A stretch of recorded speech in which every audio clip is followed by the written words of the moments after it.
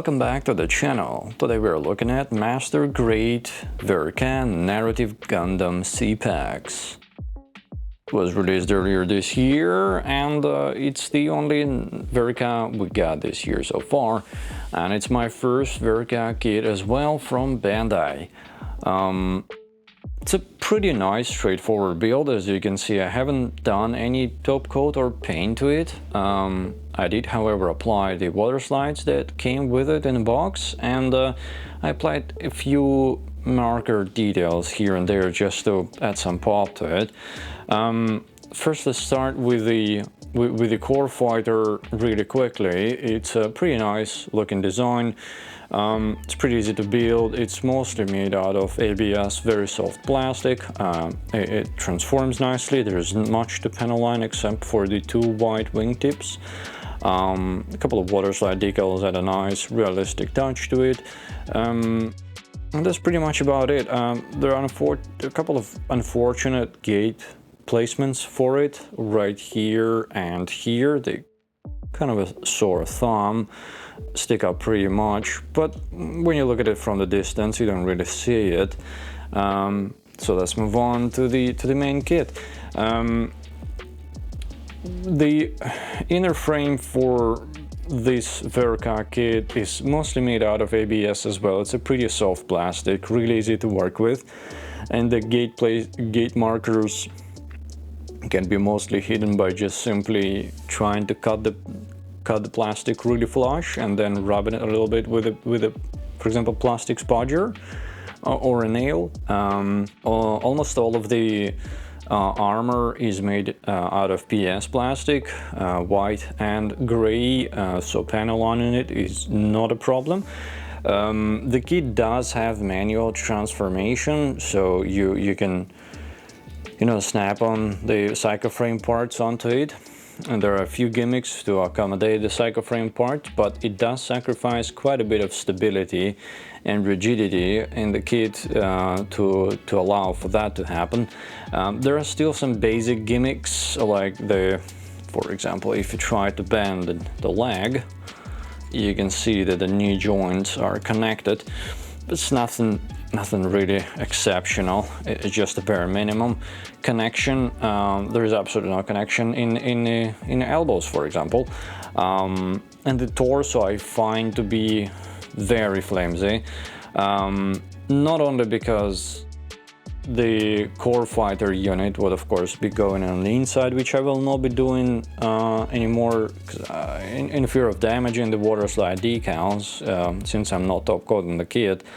And I also think it looks actually quite a bit better without a core fighter in it. Looks a bit more Terminator style like. The water slide decals are, nothing to write home about as per usual. They aren't too bad to apply, and there are also not too many of them, but they're pretty well printed. They're very clear. If you're using mark setter, they will not have any problem sticking onto the kit. Yeah. One of the things that I really like about this kit is the quality of the molds. Specifically, I was pleasantly surprised by the execution of the cuffs and the back of the head unit. It just is very nicely executed curves. They look very pristine. Very nicely done. What I did not like the most about this kit are the gate marks. The gate placements in some cases are very unfortunate. For example, on the feet you would have a gate here, and here, and they're very obvious. It's not another gate, and unless you're painting the kit they will be sticking out sore thumb. So I, for example, covered them with the water slide decals. However, even they don't stack up next to the horrific gate marks here.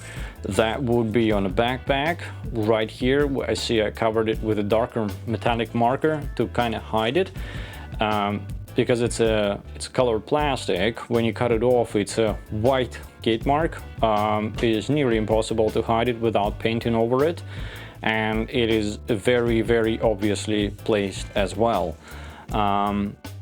outside of that, I think gate placements on the white plastic are not that big of a problem. They don't really stick out much, and you can level them off with a hobby knife or something like on primer razor.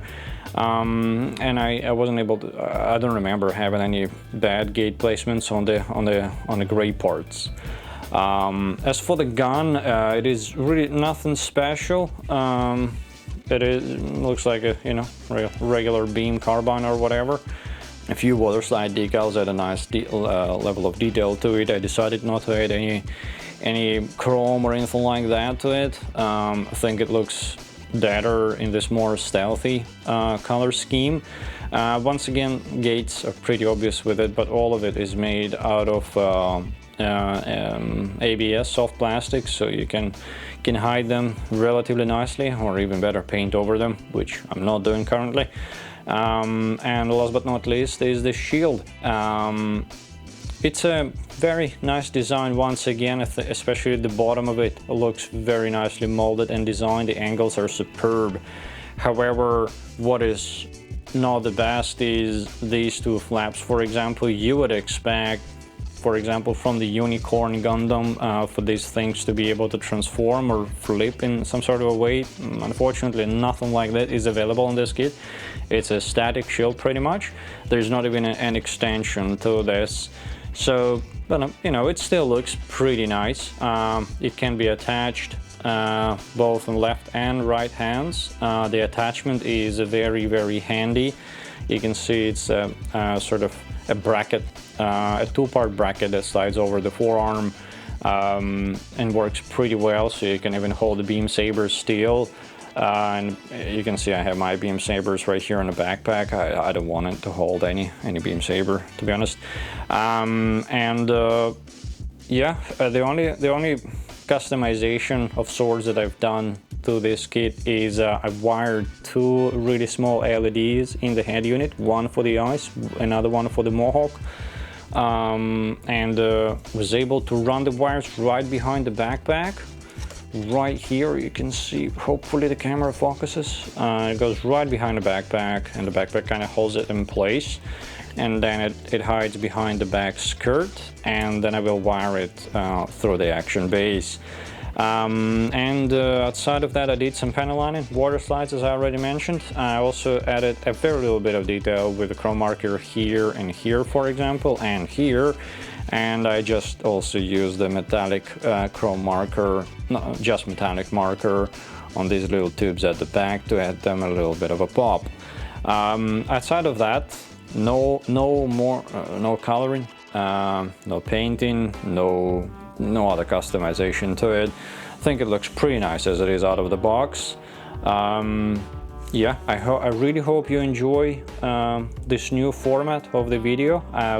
For every build, what I want to try to do is have a video with a review like this and the beauty shots, and I'll have a separate video with the build time lapse and maybe a bit more commentary about the build process, or something that's applicable to the build itself. Really hope you enjoy watching this video and the beauty shots, and I'll see you in the next one. Bye bye.